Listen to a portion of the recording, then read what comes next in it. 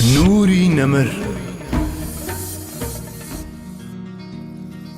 هەمیشە ئامۆژگاری ڕاستڕەوی دەکرد. پێغەمبەری خوا هەروەک چۆن ڕێک و ڕاست دەژیا، ئاوهاژ ئامۆژگاری بەردەوامی ئومەتەکەی دەکرد تا سەرڕاست و ڕاستبێژ بن.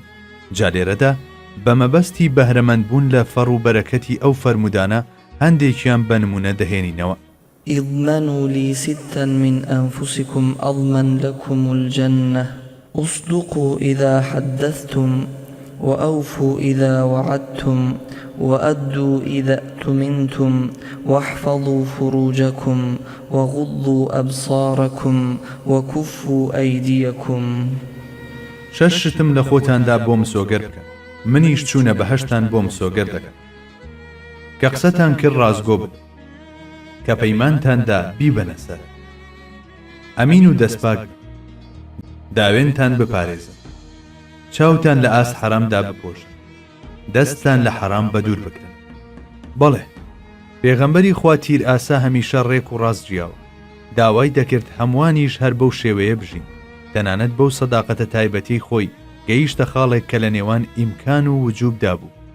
ئیتر ئەمە خاڵێک بوو کە لەو دیوەوە تەنها و تەنها سیدقی ئیلاهی هەبوو. بە دەربڕینێکی تر ڕەسوڵ الله درودی خوای لێبێ لە ڕاستی و دروستیشدا بە نێو ئاسۆی قابە قەوسینی ئەو ئەدنادا سەیر و سلوکی دەکرد. بەڵێ، ڕاستە ئەو لە ڕوویەکەوە لە بازنەی ئیمکاندا بوو، بەڵام لە ڕوویەکی ترەوە جیهانی ئیمکانی تێپەڕاند بوو.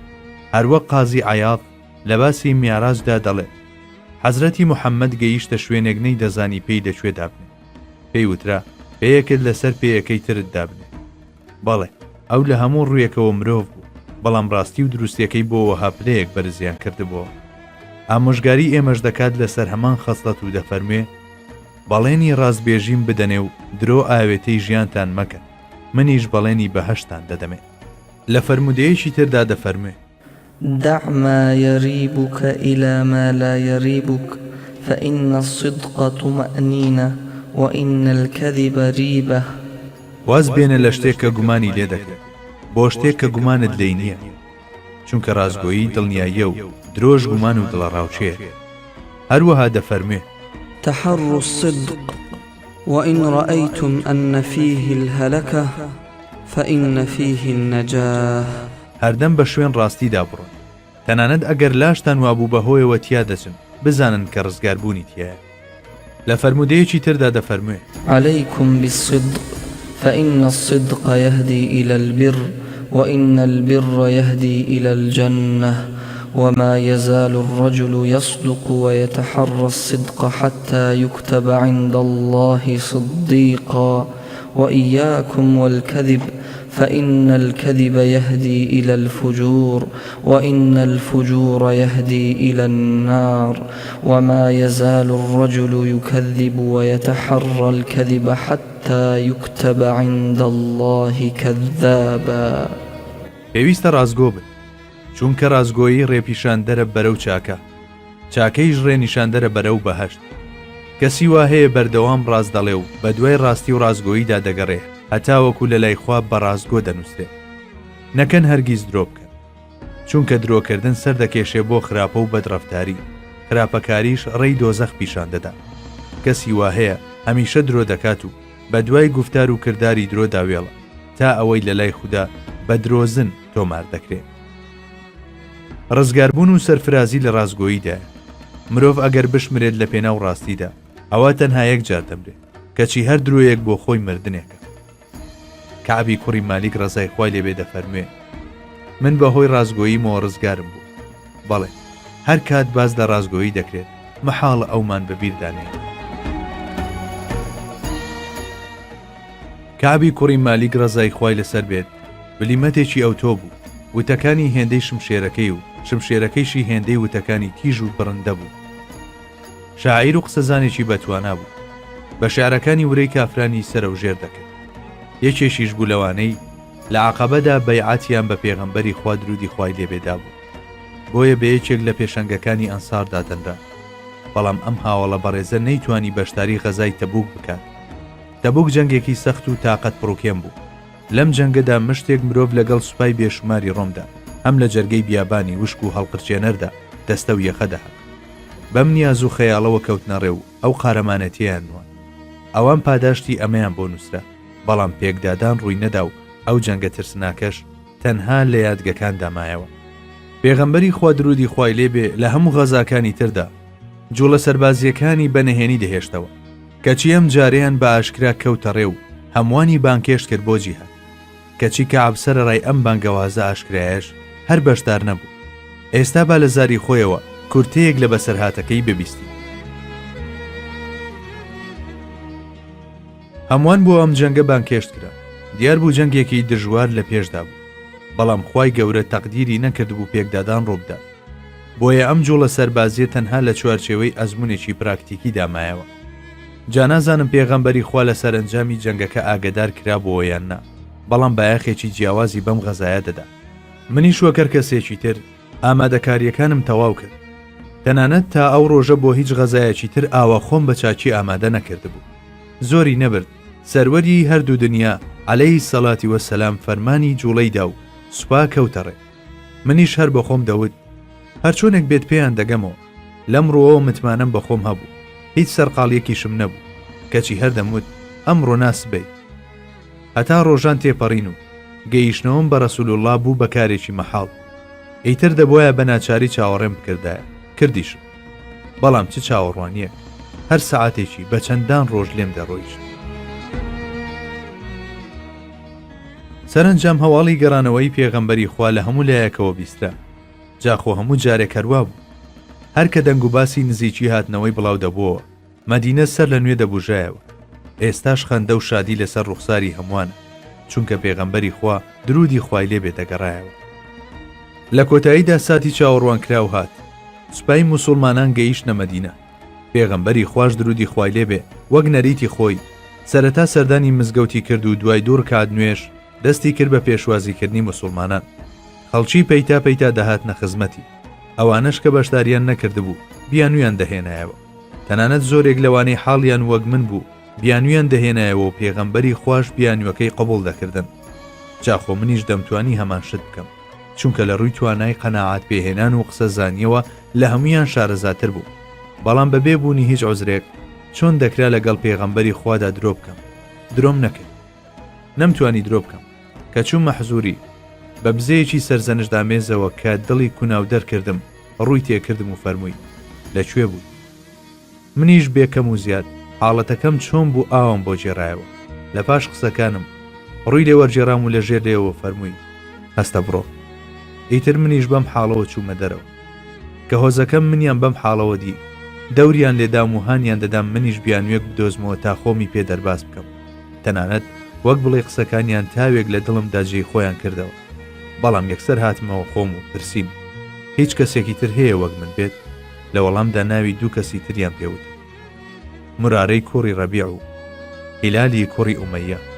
هەردووچیان دوو سەحابی ناسراویش بوون و لە بەشداربوانی بەدر بوون. بەڵێ ئەوانیش هیچ بیانوێکیان نەهێنابووە و کەوتبوونە حاڵی منەوە. ئەستەغفیرڵڵا، چوو بوونە هۆڵی چاوەڕوانیەوە.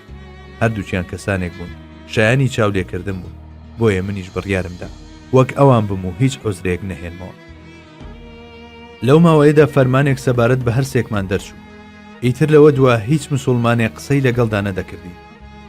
هەردوو هاوڵەکەم خۆیان خزاندە ماڵەکانیانەوە و شەو و ڕۆژ بەبێ وەستان دەگریان.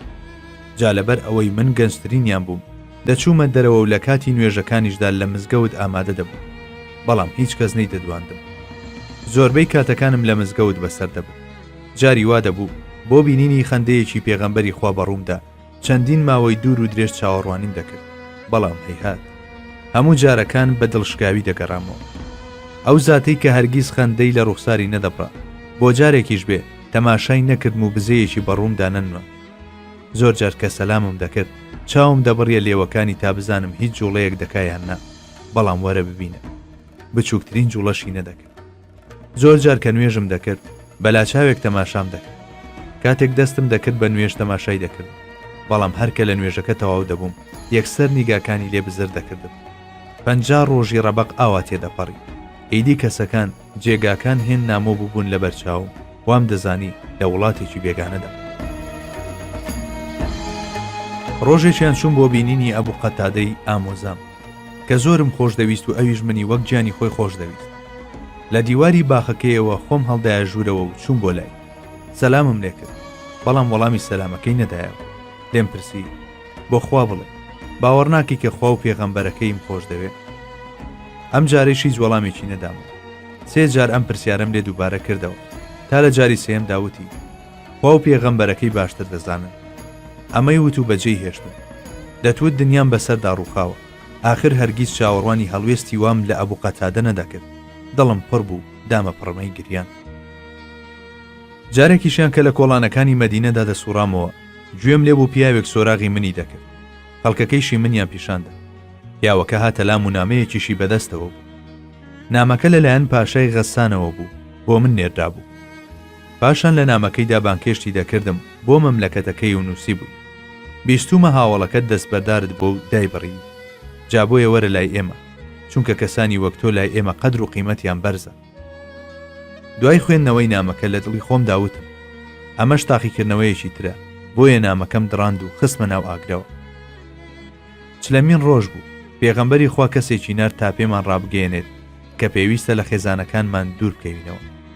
منیش بەنێراوەکەم وت چی بکەم، تەلاقی بدەم؟ ئای بە قوربانی وەفای بوو. فەرمووی کە تەنها لێیان بە دوور بین. ئیتر بە خێزانەکەم وت کە بچێتەوە ماڵی باوکی.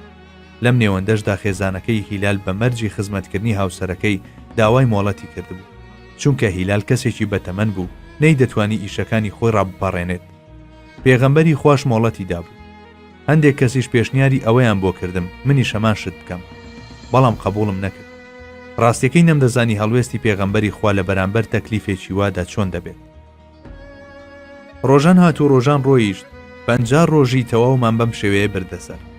نەمدەتوانی چیتر بەرگە بگرم. دنیام لێ هاتبووە یەک و هێندەی گۆڕ تەنگ و تاریک بوو. ڕۆژێکیان هەر وەک ڕۆژانی تر نوێژی بەیانیم کردبوو لە بانێژەی خانووەکەمدا دانیشت بوو. گوێم لێ بوو یەکێک بە دەنجی بەرز ناوی منی دەهێنا. دەنگەکە دەیوت موژدەت لێ بێ کەعب. ئیتر کە هەر ئەمەم بیست یەکسەر زانیم مەسەلە چییە.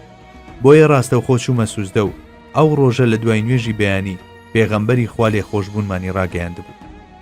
بەپەلە بەرەو مزگەوت ڕام کرد. هەمویان بە پێوە وەستا بوون و پیرۆزباییان لێ دەکردم. تەڵحە باوەشی پێداکردم و ماچی کردم. وام هەز دەکرد سەر لە نوێ لە عەقەبەدا. ئەوجا چوومە حزوری فەخری کائینات و دەستی مبارەکیم کرد. ئەویش دەستی منی کرد. وا دەزانم ئەگەر لەو کاتەدا مزگەنی بە هەشتیشی پێ بدرایە بەو ئەندازەیە دڵخۆش نەدەبوو. اینجا فەرمووی خوای گەورە لێتان خۆش بوو. بە دوویدا ئەو ئاەتەی خوێندەوە کە سەبارەت بە ئێمە دابەزی بوو. وعلى الثلاثة الذين خلفوا حتى إذا ضاقت عليهم الأرض بما رحبت وضاقت عليهم أنفسهم وظنوا أن لا ملجأ من الله إلا إليه ثم تاب عليهم ليتوبوا إن الله هو التواب الرحيم. هەروەها تەوبەی ئەو سێ کەسەشی وەرگرت کە لە غەزای تەبوک دواخران دوای ئەوەی کە زەوی چەندە فراوانە لێیان تەنگ بووە. خۆشیان لە خۆیان بێزار بوون. دڵنیاش بوون کە هیچ پەنایەک نییە لە خەشم و قینی خوا بیان پارێزێت جگەلەوەی خۆیان بدەنە پەنای ئەو زاتە. پاشان تەوبەی لێوەرگرتن تا تەوبە بکەن. بەڕاستی هەرخوا تەوبە وەرگر و میهرەبانە. لە پاش ئەوەی ڕەسوول الله درودی خوای لێبێ ئاەتەکەی تەواو کرد عەرزم کرد یا ڕەسوول الله من بە ڕازگۆیی ڕزگار بووم. پەیمانیش دەدەم تا لە ژیاندا بم جگە لە ڕاستی چیتر ناڵێم. بەڵێ حەقیقەتی نبوەت لەسەر بنچینەی سەدەقە واتە ڕازگۆیی و ڕاستڕەویدا ڕێژراوە. هەموو پێغەمبەران ڕازگۆن، پێویستیشە ڕازگۆ بن، چونکە ئەگەر بچووکترین هەڵە یان لاری لە هەر یەکێک لەم زاتانەدا هەبێ کە لە جیهانی غەیبەوە فەرمانەکان دێن و بە مرۆڤایەتی دەگەێنن ئەوە هەموو شتێک سەرنخوون دەبێتەوە. ئەوە تا سەرجەم ئەو ڕاستیانەی کە دەبێت دەربارەی مرۆڤایەتی بیزانین لە ڕێگەی ئەم مرۆڤە بژاردانەوە پێمان دەگات. ئەمەش بابەتێکی هێندە هەستیارە، بچووکترین هەڵە هەڵ ناگرێت. بۆیە خوای گەورە لەم بارەیەوە دەفەرمێ ولو تقول علينا بعض الأقاويل لأخذنا منه باليمين ثم لقطعنا منه الوتين فما منكم من أحد عنه حاجزين. و ئەگەر محەممەد هەندێک قسە و گفتاری بەدەم ئێمەوە هەڵبەستایە ئەوە بەهێز و دەسەڵاتی خۆمان دەمانگرت، ئەوسا هیچ کەسێک نییە لە ئێوە بربەست و بەرگری بکات لە ئێمە. بەڕاستی پێغەمبەری خوا لە بەرامبەر ئەمر و نەهیەکانی خوای گەورەدا وەک مردوویە گوابوو لە دەستی مرد و شۆردا، وەحی بەرەو چه ئاراستەیەک بیویستایە وەری دەجێڕە، ئیتر ئەویش هەتایە لەسەر ئەو ئاراستەیە دەمایەوە. تەنانەت ئەو کەسەش کە قوربیەتی بەدەستهێنا و گەیشتە خاڵی کۆتایی تۆسقاڵێک لەم هەستیاری لەدەست نەدابوو، لە دەستدان با لەلایەکەوە بوەستێت بگرە قوڵتر بووە و گەیشت بووە ئاستێک کە لە توانای کەسدا نەبێت پێی بگات. نوری نەمر